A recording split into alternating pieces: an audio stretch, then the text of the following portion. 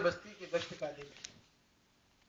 اتنی خوشی ہو کہ جیسے عید کے دن کی خوشی ہے کہ آج میری بستی میں وہ عمل ہونے والا ہے کہ جس عمل کی بنیاد پر انبیاء علیہ الصلوۃ والسلام کرتے تھے، اللہ تعالیٰ آسمان سے زمین پر ہدایت کو اتارا کرتے. آج میری بستی میں وہ عمل ہونے والا ہے. میری بستی کی آج ہدایت کا دن ہے.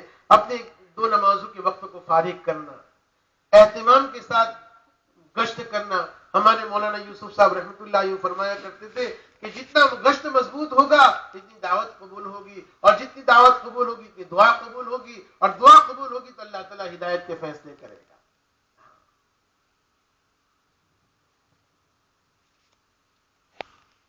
اپنی بستی کے اہتمام کے ساتھ 2 نمازوں کے وقت کو فارغ کرنا، قربانی والا گشت کرنا.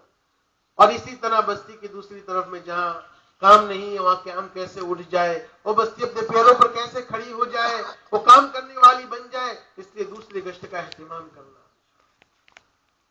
ہمارے مولانا عمر صاحب رحمۃ اللہ علیہ فرمایا کرتے تھے کہ بانجھ بن کر مت مرو. کیا کہتے تھے؟ بانجھ بن کر مت مرو. عورت بانجھ مر جاتی، جس کے بچہ نہیں پیدا ہوتا بانجھ مر گئی. بانجھ بن کر مت مرو، عملہ پیدا کرو. ہماری محنت سے کوئی بستی کھڑی ہو جائے، اللہ کے دین کا کام کرنے والی بن جائے. ہماری عمر تو کتنی 50 60 70 سال کی زندگی ہے، ختم ہو جائے گی، ہمارا رجسٹر بھی بند ہو جائے گا. مگر کام کیا ہے، کسی بستی کو کھڑا کیا ہے، وہ بستی کام کرنے والی بن گئی. ہم تو قبر میں چلے جائیں گے مگر ہمارا رجسٹر چالو رہے گا. اس لیے دوسرا گشت بستی والوں کو جا کر سکھانا. ہمارے پروفیسر نادر علی خان صاحب کہتے ہیں دوسرا گشت اس طرح سکھاؤ جس طرح بچے کو سائیکل چلانا سکھاتے ہیں. 4-6 مہینے اس بستی پر گشت کرو. اگر بستی کھڑی ہو جاتی ہے تو ان کو چھوڑ دو، اگر نہیں کھڑی ہوتی ہے تو دوسرے کے حوالے کر دو. ہم دوسری جگہ جا کر محنت کریں گے. اگر دوسرے لوگ اس بستی پر محنت کریں گے اور ان کی محنت سے بستی کھڑی ہو گئی تو ہم کو بھی ثواب مل جائے گا. اللہ کے رسول صلی اللہ علیہ وسلم سیرت میں ہے کہ حضرت خالد بن ولید کو ہمدان بھیجا اللہ کے رسول صلی اللہ علیہ وسلم نے.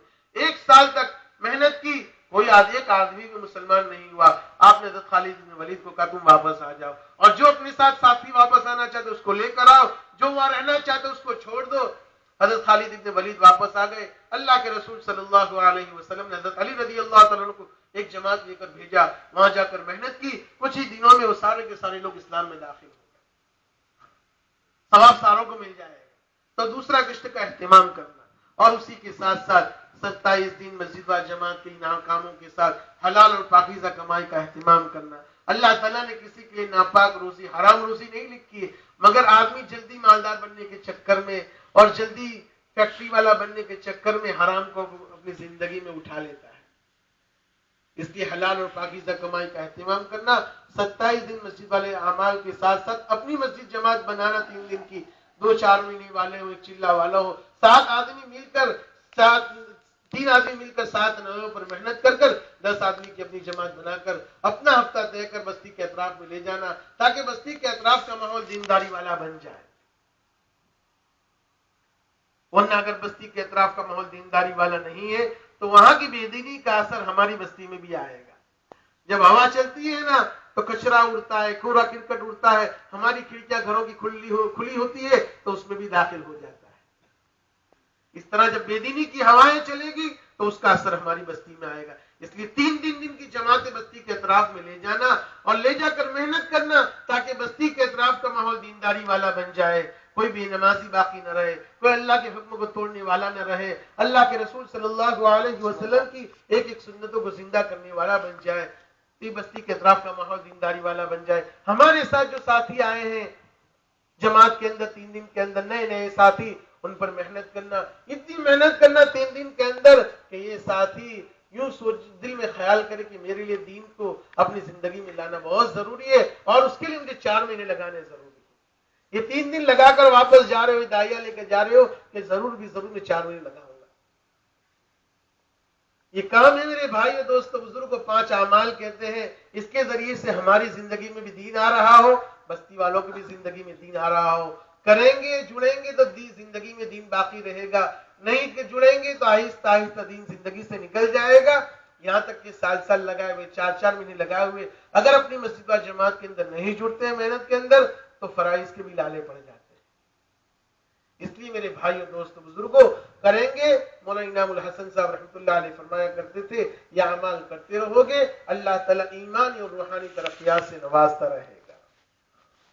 اس لیے کرنا اللہ کے لیے ہے, کریں گے تو اللہ تعالیٰ دنیا میں بھی کامیاب کرے, مرنے کے بعد آنے والی زندگی میں بھی اس کو سرفراز فرمائیں گے. اللہ تعالیٰ ہم سب کو کہنے سننے سے زیادہ عمل کی توفیق عطا فرمائے.